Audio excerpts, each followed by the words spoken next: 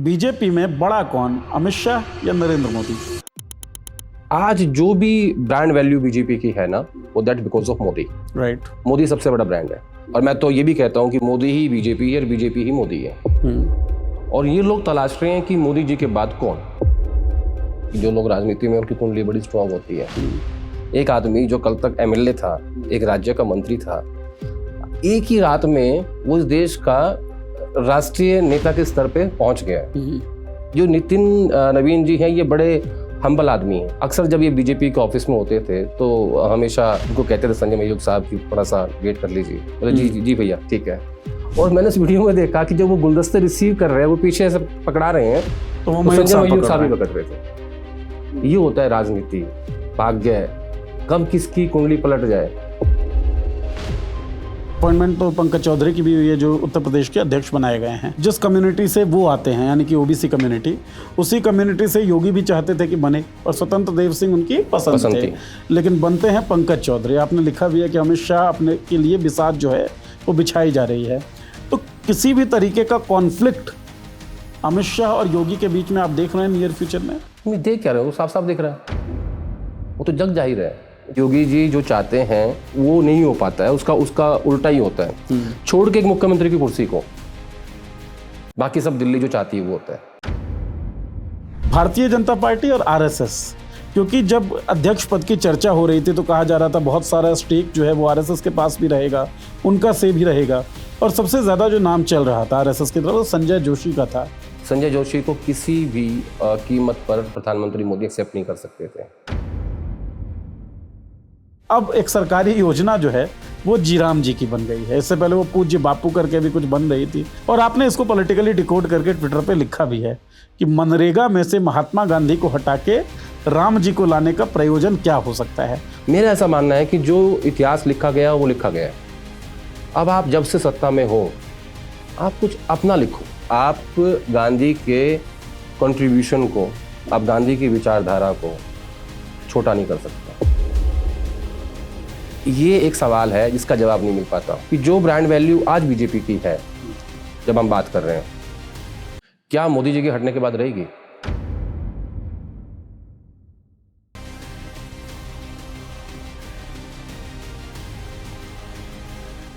नमस्कार दोस्तों, देखी जाए के नए एपिसोड में आप सभी का स्वागत है। बातचीत करने के लिए हमारे साथ हमारे कंसल्टिंग एडिटर आदेश रावल जी बैठ चुके हैं। बहुत बहुत स्वागत आदेश जी। Thank you. यात्रा करते हैं इस शो में। यात्रा इस बार भी होगी। यात्रा करेंगे दो पार्टियों के बीच, हम कांग्रेस और भारतीय जनता पार्टी। यात्रा करते हुए दिल्ली की भी बात होगी, उत्तर प्रदेश की भी बात होगी। नेशनल हेराल्ड में भी हम लोग जाएंगे, क्या मामला रहा, राउज एवेन्यू कोर्ट ने क्या कहा, उसके आगे की राजनीति रणनीति कैसे क्या रहने वाली है।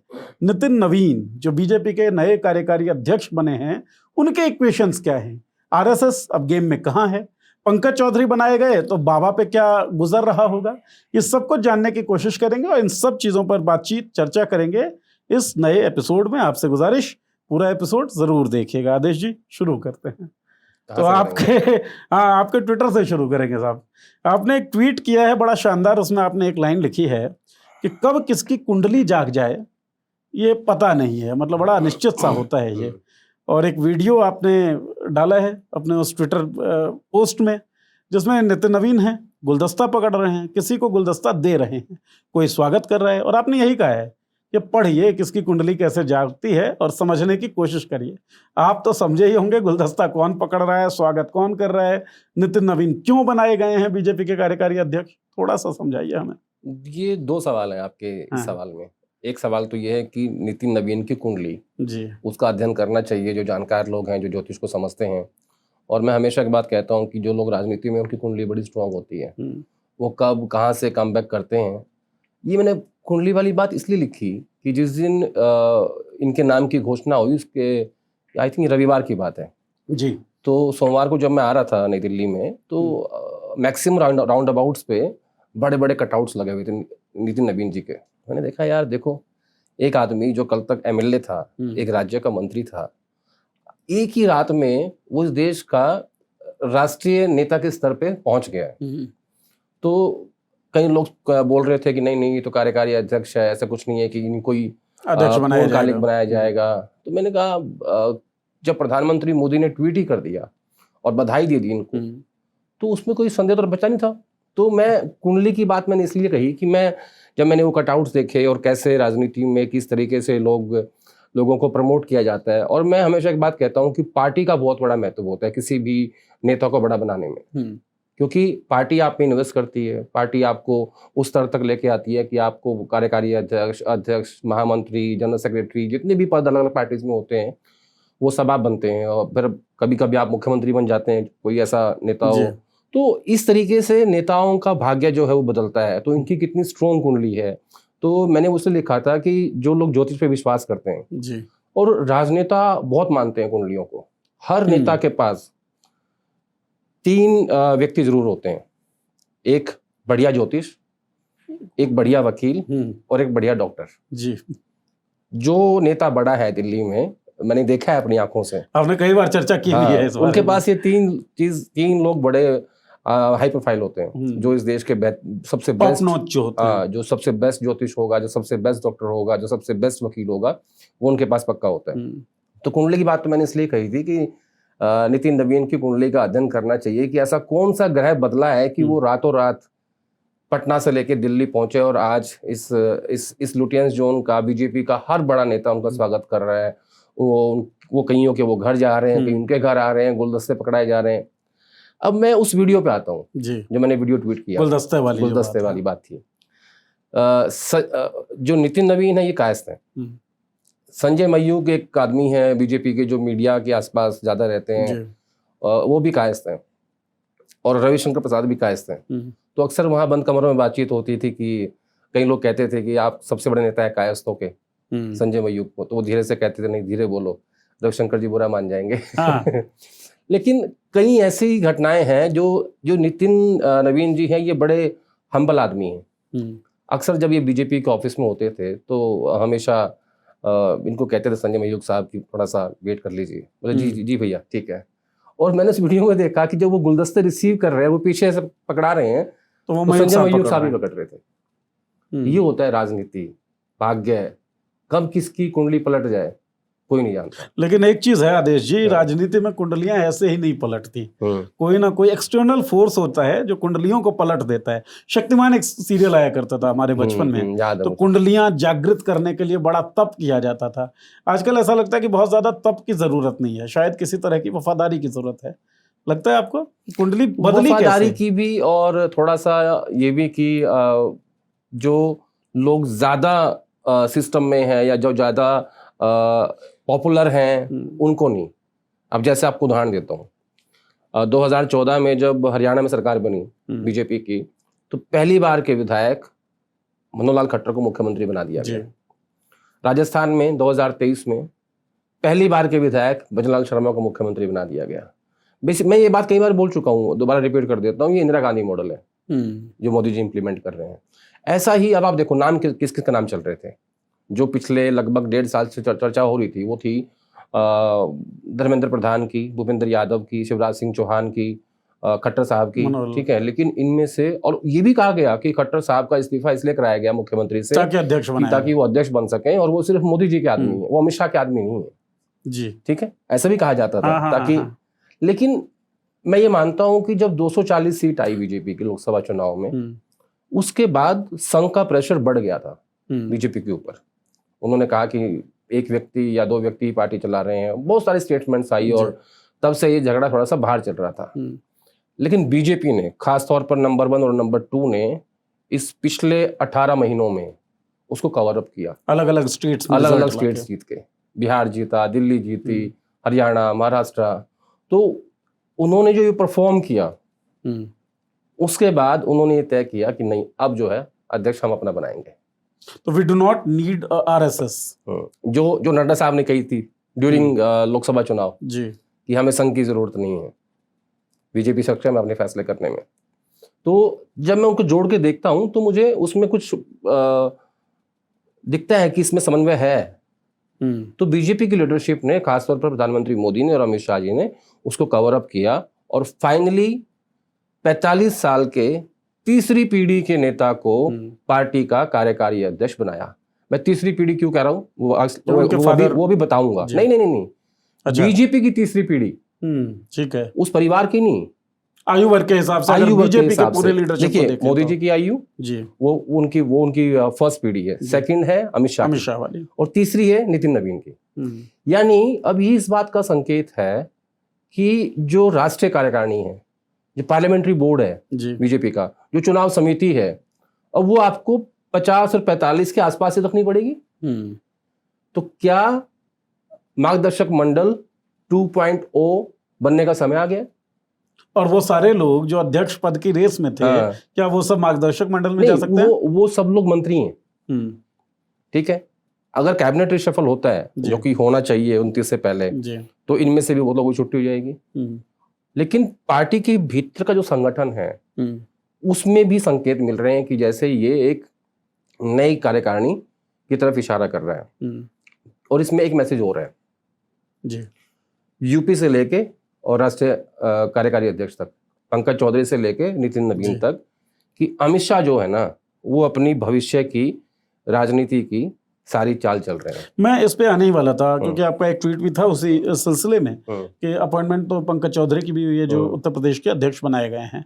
जिस कम्युनिटी से वो आते हैं, यानी कि ओबीसी कम्युनिटी, उसी कम्युनिटी से योगी भी चाहते थे कि बने, और स्वतंत्र देव सिंह उनकी पसंद थे, लेकिन बनते हैं पंकज चौधरी। आपने लिखा भी है कि अमित शाह अपने के लिए बिसात जो है वो बिछाई जा रही है।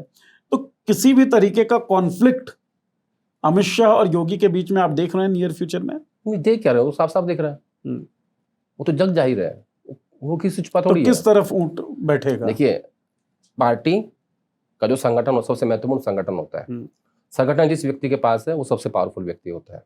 यहाँ तो संगठन प्लस संसाधन दोनों ही अमित शाह जी के पास है। ठीक है, ये मैं क्यों कह रहा हूँ, बताता हूँ आपको। वो पार्टी के प्रेसिडेंट रहे 2 टर्म, फिर गृह मंत्री हैं, नड्डा साहब अध्यक्ष थे, लेकिन पार्टी के तमाम फैसले अमित शाह जी करते थे। अब नितिन नवीन जी को लेके आए हैं, और उस पर भी जो मोहर है वो अमित शाह जी की है। अब आप उत्तर प्रदेश चलो, पंकज चौधरी, योगी जी चाहते थे कि कुर्मी बने, तो कुर्मी में उनके कैंडिडेट थे स्वतंत्र देव सिंह, जो पहले भी रह चुके हैं। और पंकज चौधरी जो उनके धुर विरोधी हैं, उनको अमित शाह जी ने चूज करके वहां का अध्यक्ष बना दिया। क्या हुआ बीच में? योगी जी नहीं माने, तो दिल्ली से BL संतोष को भेजा गया, मनाइए, और वो मना के आए, और फाइनली नॉमिनेशन पंकज चौधरी का ही हुआ। आपको पता है पंकज चौधरी कभी यूथ कांग्रेस में होते थे, यूथ कांग्रेस के से स्टार्ट किया उन्होंने अपने करियर को। प्रोडक्ट वही यूथ कांग्रेस के प्रोडक्ट है। लेकिन वो सवाल नहीं, सवाल ये है कि योगी जी जो चाहते हैं वो नहीं हो पा रहा है, हमेशा वो नहीं हो पाता है, उसका उल्टा ही होता है। छोड़ के एक मुख्यमंत्री की कुर्सी को, बाकी सब दिल्ली जो चाहती है वो होता है। और दिल्ली में कौन? अमित शाह जी। तो एक नेचुरल सवाल इसमें ये उठता है, लोगों के मन में भी जरूर उठ रहा होगा कि भाई विरासत जो संभालनी है वो तो नरेंद्र मोदी की है अभी, या जिस कुर्सी पे बातचीत हो रही है वो योगी को मिल पाएगी या नहीं, या अमित शाह के लिए भी साथ जो बिछ रही है। तो आपने एक चीज और दिलचस्प जो बोली कि मनोहर लाल खट्टर जैसे उनका नाम चल रहा था, वो केवल नरेंद्र मोदी की पसंद बताए जाते हैं, अमित शाह की पसंद नहीं थे। इन दोनों अपॉइंटमेंट्स में जो छाप है वो अमित शाह की दिखती है। तो बीजेपी में बड़ा कौन, अमित शाह या नरेंद्र मोदी? नहीं, ये उस तरफ इशारा कर रहा है कि जो नेचुरल सक्सेसर होगा मोदी जी का वो अमित शाह जी होंगे। इसको अगर मैं राजनीतिक रूप से डिकोड करूं, जो मैं हमेशा करता हूं आपके शो में, तो ये जो तमाम अपॉइंटमेंट्स हैं, ये तमाम जो संगठन के पे पूरा कंट्रोल करके अमित शाह जी ने रखा है पार्टी को अपने पास समेट के, तो ये उस तरफ इशारा कर रहा है कि जो लोग ये कहते हैं कि मोदी जी के बाद योगी जी के पास संगठन नहीं है, वो सिर्फ मुख्यमंत्री हैं। पार्टी का जो संगठन है वो अमित शाह जी के पास है, और पूरा कंट्रोल है उनका, सिर्फ है नहीं। और ये 2 अपॉइंटमेंट्स जो रिसेंटली हुए हैं ये उसका उदाहरण है। और तीसरी पीढ़ी का लेके आए हैं, युवा लेके आए हैं। तो ये सब इस तरफ इशारा करता है कि जो नेचुरल सक्सेसर हैं मोदी जी के, वो अमित शाह जी बनने जा रहे हैं। डिकोड करते हुए ये बात समझ में भी आती है, भाई ये तो बड़ा क्लियर है कि पार्टी अमित शाह ही चला रहे हैं। बेशक जेपी नड्डा अध्यक्ष रहे हों या फिर नरेंद्र मोदी सबसे बड़े नेता हों, लेकिन पार्टी चलाने का श्रेय जो है वो अमित शाह के पास जाता है। लेकिन एक चीज तो ये भी है ना आदेश जी, कि लोगों के मन में जो एक भावना होती है वो योगी आदित्यनाथ के प्रति, हिंदुत्व ब्रांड ऑफ पॉलिटिक्स जो है वो ज्यादा अलाइन करते हैं योगी की तरफ। अमित शाह के प्रति लोगों का अलाइनमेंट ऐसा नहीं है, संगठन का तो हो सकता है, तो आपको नहीं लगता कि चुनावी एरिया में जब उतरते हैं तो इसका नुकसान हो सकता है? देखिए, पहली बात तो मैं इसको ऐसे देखता हूं कि जिस दिन मोदी जी इस पद से हटेंगे, प्रधानमंत्री के पद से, उस दिन आज जो भी ब्रांड वैल्यू बीजेपी की है ना, वो that because of Modi. Right. Modi सबसे बड़ा ब्रांड है। और मैं तो ये भी कहता हूं कि मोदी ही बीजेपी है और बीजेपी ही मोदी है। और ये लोग तलाश रहे हैं कि मोदी जी के बाद कौन। राइट। ठीक है। और मैं इसको ऐसे देखता हूं कि भाई आप लोग तो ये संघर्ष कर रहे हो आपस में कि भाई मोदी जी के बाद योगी जी आएंगे या अमित शाह जी आएंगे, लेकिन ये बात सही है आपकी कि जो उत्तर भारत में खास तौर पर जो पॉपुलर ब्रांड है वो योगी जी हैं, और हिंदुत्व की जो राजनीति होती है उसमें वो ज्यादा एक्सेप्टेबल हैं राइट जनता के बीच में। लेकिन मैंने क्या कहा आपको पार्टी नेता बनाती है, पार्टी का संगठन आपको नेता बनाता है। जब मोदी जी को चुना गया 2014 से पहले कि ये हमारे प्रधानमंत्री के फेस होंगे, उसके बाद ही उनको लोगों ने एक्सेप्ट किया। हालांकि 2007 से इसकी शुरुआत हो चुकी थी वाइब्रेंट गुजरात से जी, कि मोदी कितने बड़े विकास पुरुष हैं, जो इस देश के जो तमाम इंडस्ट्रियल हाउसेस थे वो वहाँ जाते थे उस समिट में, और वहाँ से इनकी एक इमेज बिल्डिंग शुरू की गई थी जी। इसको होते होते 5-6 साल लगे, तब जाके मोदी एक 2002 से जी के आरोपों से और 2007 से शुरू होकर 12 तक आके मोदी एक विकास पुरुष की छवि, विकासोन्मुख नेता के तौर पे देखे एक उनकी छवि क्रिएट की गई जनता के बीच में, और उसको लोगों ने एक्सेप्ट भी किया। और फिर पार्टी ने उन्हें बनाया कि नहीं, It was sold well। हाँ, तमाम लोगों, तमाम बड़े नेताओं के विरोध के बावजूद जो पार्टी ने उन्हें अपना फेस बनाया, तब नरेंद्र मोदी प्रधानमंत्री नरेंद्र मोदी बने जी। तो पार्टी और संगठन इसलिए महत्वपूर्ण है, इसलिए योगी जी कमजोर हैं। जनता के बीच पॉपुलर हों कोई बात नहीं, लेकिन मैं एक बात और सोचता हूं कि जो ब्रांड वैल्यू आज बीजेपी की है, जब हम बात कर रहे हैं, क्या मोदी जी के हटने के बाद रहेगी? बड़ा सवाल है ये एक सवाल है जिसका जवाब नहीं मिल पाता। बहुत सारे कॉन्फ्लिक्ट्स की हम बात कर रहे हैं। इसका मतलब तो ये हुआ ना कि जो हिंदुत्व कार्ड है ये सिर्फ मोदी के चेहरे पे है। मैं ये सवाल पूछ रहा हूँ आपसे, लगता है क्योंकि मेरे पास का जवाब नहीं है अभी।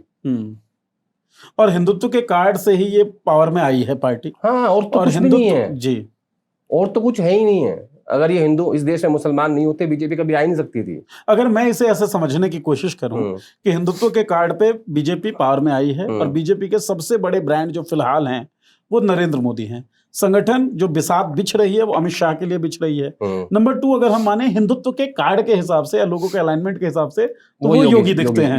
तो ये तो बहुत जबरदस्त कॉन्ट्राडिक्शन है। इस कॉन्ट्राडिक्शन में तो नुकसान पार्टी का ही होता दिखेगा। तो सत्ता में ही कॉन्ट्राडिक्शन होते हैं, सत्ता में ये नुकसान होते हैं।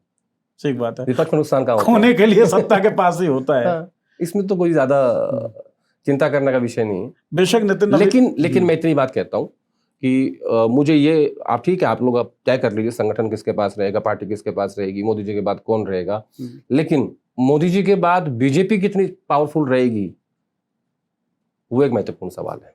ठीक, तो बेशक नितिन नवीन जी थोड़ी गहरा मंथन हो गया। हाँ, ये गहरा मंथन मजाक में और है ये कि वक्त ही बताएगा कि कितना क्या हो पाता है, कितना क्या नहीं। अच्छा, एक सवाल वैसे मैं पूछ लेता हूँ, इस चर्चा से जुड़ा हुआ ही, कि कार्यकारी पूर्णकालिक 100% आपको लगता है कि कार्यकारी ही पूर्णकालिक होंगे या कोई दोहराई नहीं, किसी तरह का संदेह नहीं है? जिस हिसाब से प्रोजेक्ट किया गया है उनको, जिस हिसाब से प्रधानमंत्री जी ने ट्वीट किया है, जिस हिसाब से उनको कुर्सी बैठाने के खुद अमित शाह चल के आए हैं और मैसेज दिया है जी, तमाम केंद्रीय मंत्री गए हैं बुके लेके, रिसीव किया है, एयरपोर्ट पे रिसीव किया है, मुख्यमंत्री को भेजा है, फिर पार्टी ऑफिस में एक भव्य आयोजन किया गया है, सब कुछ कैमरों के सामने हुआ है। इतना व्यापक कार्यक्रम बीजेपी तभी करती है जब उनको ये पता होता है कि हमारी क्या दिशा हम लेने वाले हैं।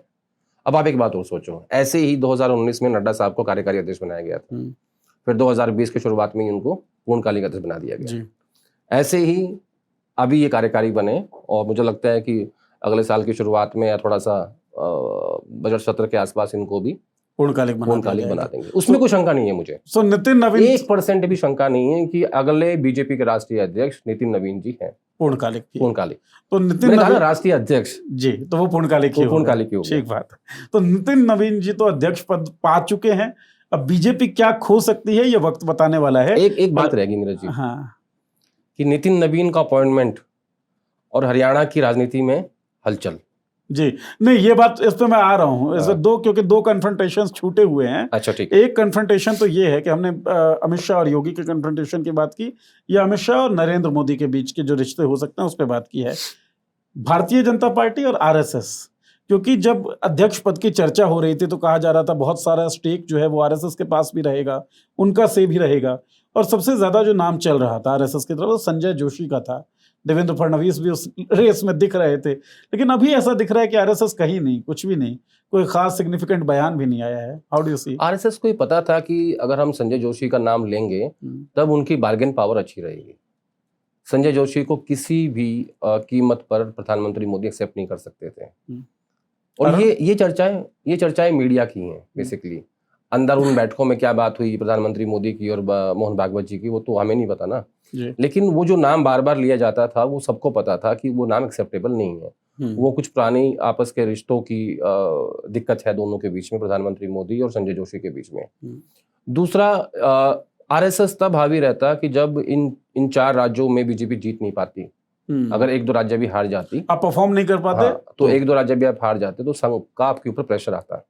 अब क्योंकि आप हुनर दिखा के काम मांग रहे हो, आपने हुनर दिखाया कि ठीक है हम हारे नहीं, हमारा बहुमत नहीं आया, उसके बाद हमने 4 राज्य जीते और ऐसे बहुमत से जीते कि आप सोच भी नहीं सकते। एग्जाम्पलरी। ठीक है, तो वो बार्गेन पावर के लिए संघ संजय जोशी को लेके आया था, लेकिन उन 4 राज्यों की जीत ने संघ को और कमजोर कर दिया और बीजेपी मतलब अमित शाह और प्रधानमंत्री मोदी ने ये संदेश दे दिया कि ठीक है भैया अब हम परफॉर्म कर रहे हैं, पार्टी हम ही चलाएंगे अपने हिसाब से, और ये फैसले हम ही करेंगे। एक और कॉन्ट्राडिक्शन जिसकी बात नहीं हुई थी या कन्फ्रंटेशन की बात नहीं हुई थी, आपके राज्य से आती है।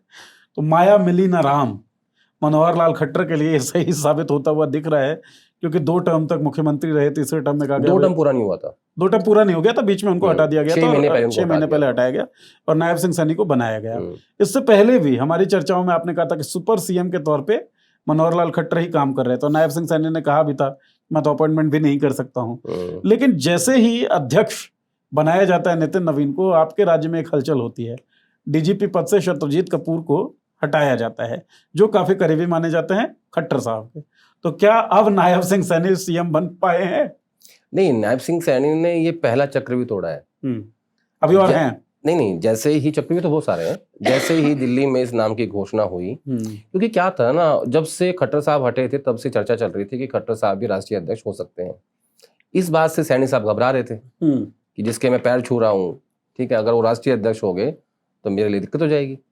ठीक बात है। तो जैसे ही ये घोषणा हुई कि नितिन नवीन जी राष्ट्रीय कार्यकारी अध्यक्ष होंगे जी, उन्होंने तुरंत जिन डीजीपी साहब को छुट्टी भेजा हुआ था उनको डीजीपी पद से मुक्त कर दिया।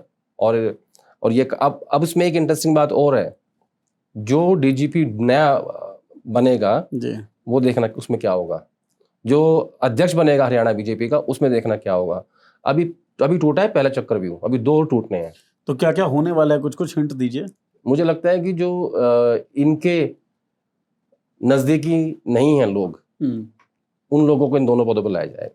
खट्टर के जो नजदीकी नहीं है, जो उनके खिलाफ रहे हैं लंबे समय तक, डीजीपी भी उसी पद पर वही आएंगे और जो अध्यक्ष होंगे हरियाणा के वो भी वही आएंगे। जी, चर्चा की चक्रव्यूह 3 टूटेंगे इस बार और नायब सिंह सैनी एहसास करेंगे कि मैं इस प्रदेश का मुख्यमंत्री हूँ। अच्छा, चलिए, एहसास बहुतरी ये जरूरी है उनके लिए।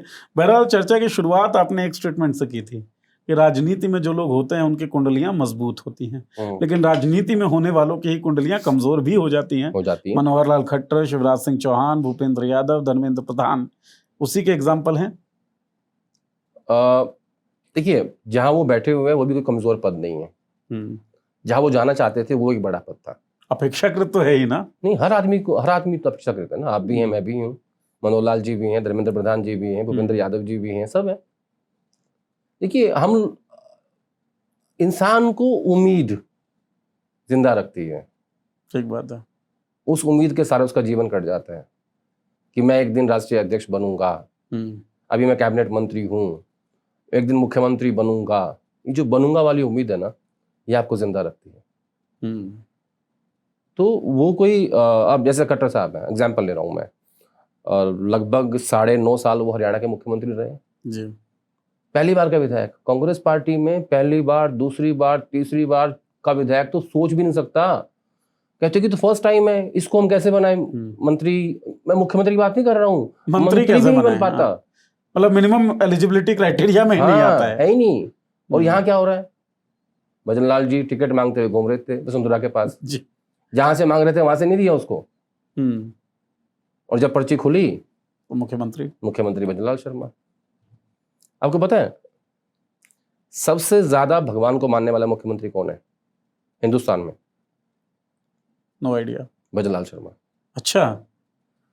वो जहां बैठते हैं वहीं एक तस्वीर लगी होती है, लेफ्ट में या राइट में, ठाकुर जी की। उनको कहेंगे कि साहब वो बाई इलेक्शन है, कोई बात नहीं, ठाकुर जी है ना, कर लेंगे अपने आप। तो ठाकुर जी की कृपा उन पर बरस गई। क्योंकि वो जो आदमी पहली बार का विधायक है जी, और वो मुख्यमंत्री हो जाए राजस्थान जैसे प्रदेश का, तो उसको तो पता है ना मुझे ठाकुर जी ने बनाया है। ठीक बात है भाई, एक मोदी जी, लेकिन मोदी जी को किसने कहा?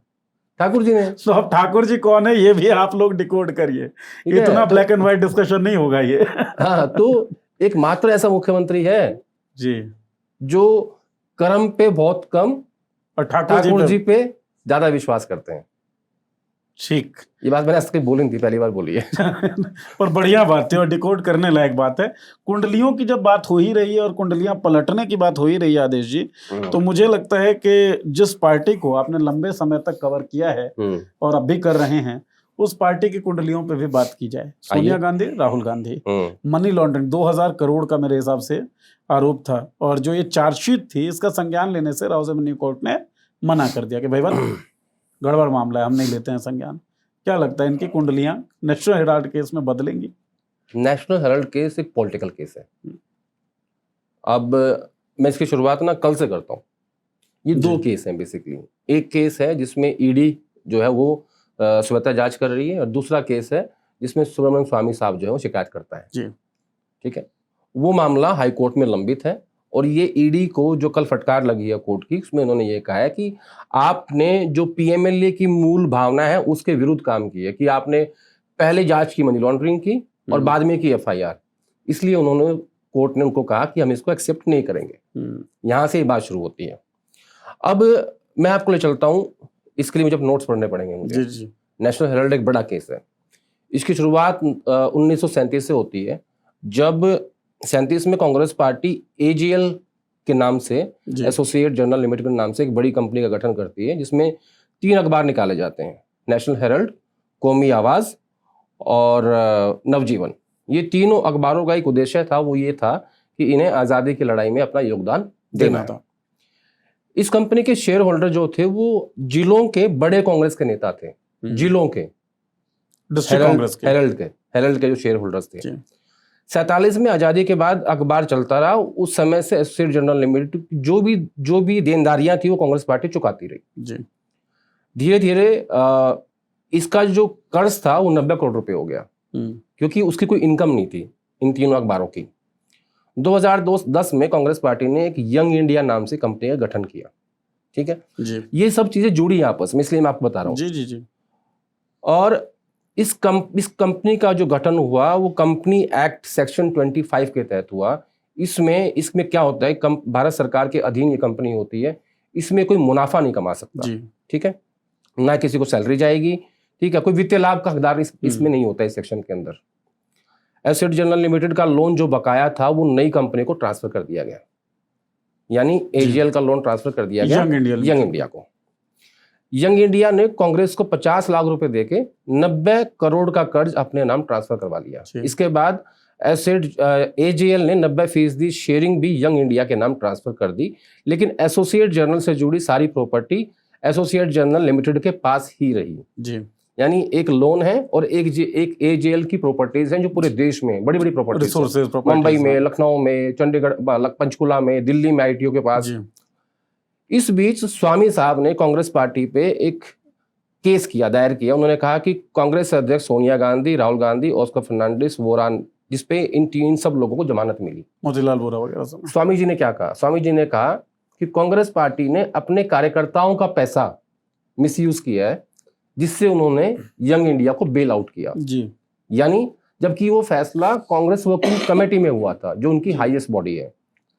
स्वामी जी को बड़ी चिंता हुई कांग्रेस के कार्यकर्ताओं की कि उनका पैसा जो वो पार्टी में फंड देते हैं, वो जो पैसा था उससे आपने बेल आउट कर दिया यंग इंडिया को कर्ज से। अब ये साथ साथ ये भी कह रहे थे कि इन्होंने प्रॉपर्टी ट्रांसफर भी कर दी है, जबकि वैसा नहीं हुआ, प्रॉपर्टी ट्रांसफर हुई नहीं थी। अब स्वामी जी का आरोप था तो 50 लाख में आपने 90 करोड़ का जो कर्ज था वो माफ कर दिया। अब इस बीच में जीडी गोयंका ने यंग इंडिया को चेक से एक कर्ज दिया, कांग्रेस ने कुछ समय के बाद उसको वापस चेक से ही वापस कर दिया। ऐसे ही 2-3 कंपनियों ने और छोटे छोटे लोन दिए। अब जो सारे सवाल और आरोप हैं वो इस बात को लेके थे कि young India company associate general limited की प्रॉपर्टी को हड़पना चाहती है। ठीक है, स्वामी जी का केस हाई कोर्ट में लंबित है। ईडी की पूछताछ यंग इंडिया में पैसे के लेन देन को लेकर भी की जा रही है जी। यानी इनमें कहीं भी मनी लॉन्ड्रिंग का जो एंगल था वो स्टैब्लिश नहीं हुआ जी। और आपने पीएमएलए की मूल भावना को उल्टा कर दिया। अब कल जो हुआ है, कल क्या हुआ कि राज्य रेवेन्यू कोर्ट ने कहा है कि सोनिया गांधी और राहुल गांधी पर ईडी की चार्जशीट कानून के खिलाफ है, इसको हम मंजूरी नहीं देते, क्योंकि पीएमएलए में पहले एफआईआर की जाती है, उसके बाद मनी लॉन्ड्रिंग की जांच होती है। लेकिन ईडी ने उल्टा किया, पहले मनी लॉन्ड्रिंग की जांच की और फिर एफआईआर की। बेसिकली मैं आपको ये कहना चाहता हूं उस पूरे मामले में कि ये मामला पॉलिटिकल था। जब तक स्वामी जी को ईडी की चार्जशीट का मतलब ये है कि उन्होंने गांधीज को फ्रेम किया कि ये लोग करप्ट हैं। ठीक बात है, ठीक है, और उसको मीडिया के माध्यम से पूरे देश को बताया कि देखो गांधी परिवार ने किस तरीके से प्रॉपर्टी हड़पने के लिए और कर्ज माफ करने के लिए अपनी एक नई कंपनी बनाई जिसके खुद शेयर होल्डिंग अपने पास रखी। ये तो था ईडी का मकसद। स्वामी जी का मकसद दूसरा था, वो मोदी जी के सामने अपनी यूटिलिटी क्रिएट करना चाहते थे कि देखो मैंने सोनिया गांधी और राहुल गांधी पे केस कर दिया, अब आप मुझे इस देश का वित्त मंत्री बनाओ। जब उनकी वो उम्मीद टूट गई तो स्वामी जी ने धीरे धीरे उस केस को भी उसमें ढीला छोड़ दिया, जाना कम कर दिया, बहाने बनाने शुरू कर दिए, मैं बीमार हूं, मैं आ नहीं सकता, डॉक्टर ने एडवाइस किया है, मैं पेश नहीं हो सकता। ऐसे कर करके वो मामला आज भी लंबित है। ये 2 अलग अलग केस हैं। तो इन दोनों के मकसद थे, एक मकसद था गांधी परिवार को फ्रेम करना कि ये लोग करप्ट हैं और पूरे देश को बताया मीडिया ने। लेकिन कल जब कोर्ट ने ईडी की बात को खारिज कर दिया, मीडिया ने नहीं बताया देश को कि खारिज हो गया, ये लोग बेकसूर हैं, नहीं बताया। और स्वामी जी चुप क्यों हैं? क्योंकि मोदी जी उनको मंत्री नहीं बना रहे हैं। तो दोनों ही मामले, मैटर एक है, मामले केस 2 हैं, दोनों का मकसद राजनीतिक है और एम्बिशियस मकसद है। हाँ, दोनों के मकसद एम्बिशियस है। तो भाई आप कैसे बताओगे, आप कैसे अपनी पार्टी, जो आपकी विपक्षी पार्टी है उसके खिलाफ कैसे लड़ोगे आप? ऐसे ही ना। ठीक बात है। तो दोनों का मकसद राजनीति था, एक में बदनाम करो गांधी परिवार को और दूसरे में आप अपने तरीके से अपना फायदा लो, या आप अपने दिखाओ कि मोदी जी देखो मैंने कितना बड़ा काम कर दिया और ये लोग जो है मेरे कारण जमानत पे घूम रहे हैं। तो पहला जो मकसद था कि पॉलिटिकली इनको बदनाम किया जाए, छवि का मान मर्दन किया जाए, उसमें मीडिया की भूमिका बड़ी सकारात्मक रही। मतलब मीडिया ने उस एम्बिशन को पूरा करने में मदद निभाई। और अब जब कोर्ट का ये फैसला आता है तो एकदम से आप मैसेज तो कम से कम दे सकते हैं, न्यूज तो दे सकते हैं, वैसा हुआ। न्यूज गई, लेकिन जो जिस हिसाब से जमानत ली, करप्शन किया, वो न्यूज थी कि 24/7 एक ही खबर चल रही थी, इम्पैक्ट क्रिएट करना। 24/7 नेशनल से लेकर रीजनल चैनल्स तक एक ही खबर चल रही थी। उसी डिग्री से, यानी उतने ही प्रभावशाली तरीके से आपने ये नहीं बताया इस देश के लोगों को कि कोर्ट ने ईडी को क्या कहा है। कोर्ट ने कहा है कि हम इसको एक्सेप्ट ही नहीं कर सकते, और कहीं भी मनी लॉन्ड्रिंग का केस नहीं बनता, ये स्टैब्लिश नहीं हो रहा है, स्टैब्लिश नहीं होता। तो ये पूरा मैटर जो है नेशनल हेराल्ड का, ये जो मैंने नोट्स बना के रखे हुए हैं ना मेरे फोन में, ये आज से नहीं मेरे पास। ये जब शुरू हुआ था ना ये केस, तब से मैंने इसको समझने के लिए कि ये मैटर है। देखिए ये मामला राजनीतिक नहीं है, क्योंकि इसके फैक्ट्स हैं, 1937 से शुरू होता है, इसमें कंपनी एक्ट है, कंपनी लॉ है, तो ये मेरा सब्जेक्ट नहीं है, इसलिए मैंने वो पढ़ा है, कहीं कोई चूक ना हो जाए। हम लोग राजनीतिक बात तो कर सकते हैं बिना पढ़े, ठीक बात है, लेकिन ये जो टेक्निकल इश्यूज होते हैं इसमें थोड़ा सा सतर्क रहना चाहिए कि भैया कोई चूक ना हो जाए हमसे। और ठीक बात है, 24 घंटे दिमाग की मशीनरी जो है राजनीतिक रूप से काम करती है, सोचती है, तो उस मामले में किसी पर्चे नोट्स की जरूरत नहीं पड़ती। लेकिन जहां पर जरूरत पड़ती है वहां पर हम बस ऐसे अग्रवादी नहीं हो सकते हैं मेन स्ट्रीम मीडिया की तरह, हमारी तरफ से कोई भी बात जी फैक्चुअली रोंग ना जाए, ये हमारा मकसद है, बस यही बात है। और उसी चीज की कोशिश हम लोग करते हैं, फैक्चुअली रोंग हो ना हो, मोरली बहुत सारी चीजें रोंग हो जाती हैं आदेश जी। जी राम जी की, हालांकि शब्द बड़ा अच्छा है आपका, हरियाणा में तो खास तौर पे जब मैं आया तो जय राम जी की सुन रहा था, जय राम जी की, राम राम जी, राम राम जी। लेकिन अब एक सरकारी योजना जो है वो जी राम जी की बन गई है। इससे पहले वो पूज्य बापू करके भी कुछ बन रही थी, लेकिन वो बन नहीं पाई और तत्वगतवा जी राम जी की बनी।